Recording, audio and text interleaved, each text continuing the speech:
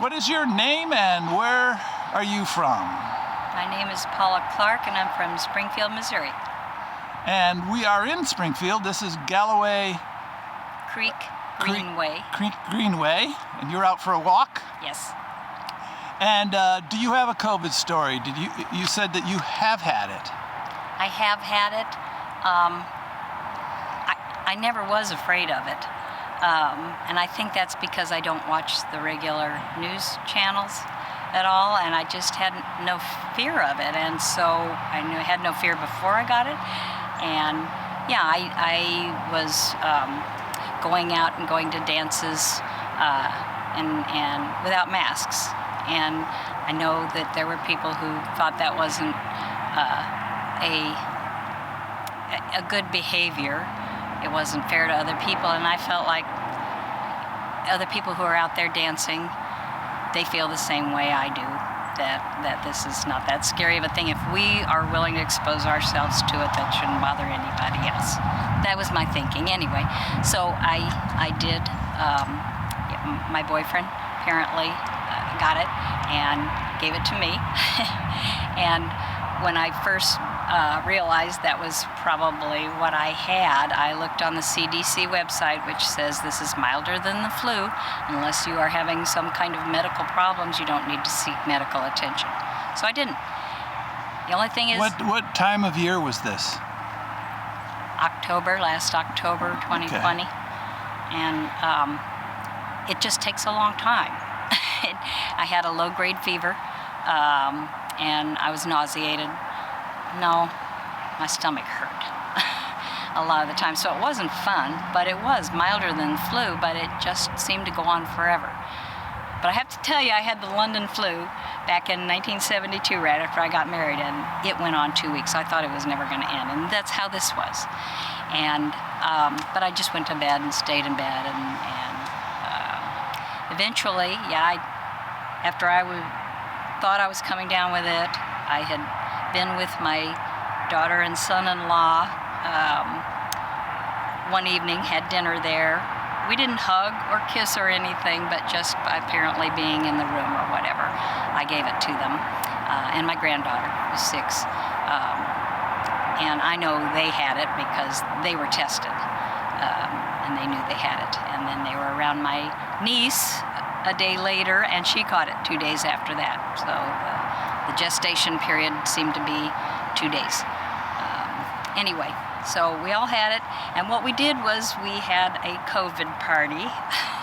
My son-in-law came and got me, and yeah, we would just sit around and watch television because, well, okay, my daughter and I didn't want to get up and do a lot, but I could not tell with my son-in-law, who's 36, that it affected him at all. He was up building a new closet and doing this, that, and the other. He did have it, but it didn't seem to affect his activity level.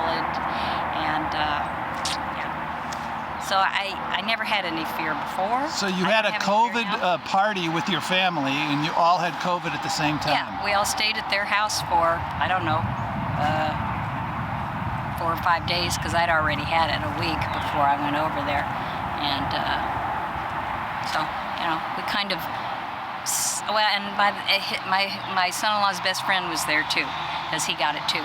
So we all just stayed at their house and watched TV and kept to ourselves and didn't go out anywhere during that time, because you know, you don't want to give it to anybody. Even though I don't feel like it's dangerous, I realize other people are very fearful. And what do you think of the numbers that they're putting out there, the media? Well, again, I told you I don't watch the regular news. They're saying 530,000 dead. Well, but why aren't there any reports of the flu? What happened to the people that die from the flu every year? I have to think some of those that they're reporting as COVID aren't. I guess I don't trust the tests either. I don't think that they're completely reliable, but I don't know. I think, and again, that's what I've read, is that you have to have some pre-existing condition. If you have diabetes, yeah, you should be worried because you've got a pre-existing condition. It affects your vascular system, compromises your vascular system, so you're you should probably be worried if you have something like that. But a normal, healthy person, I don't think should be worried. And so do you know anybody that got it very badly, had to go to the hospital, or even Yes. died of it? Yes, my boyfriend's roommate, but you have to keep in mind he was 82 years old. He had diabetes. He wasn't taking care of himself, and he already did not want to live before he ever got COVID. He was divorced twice. He was estranged from his kids. My boyfriend had already said, his pastor said, he just doesn't want to live. Well, when you're in that kind of situation, when your body's already compromised with diabetes, and mentally, you just don't want to tough it out. Well, and also I have to say that he wasn't on a ventilator, but he was on oxygen, and he said, I don't want to take it anymore.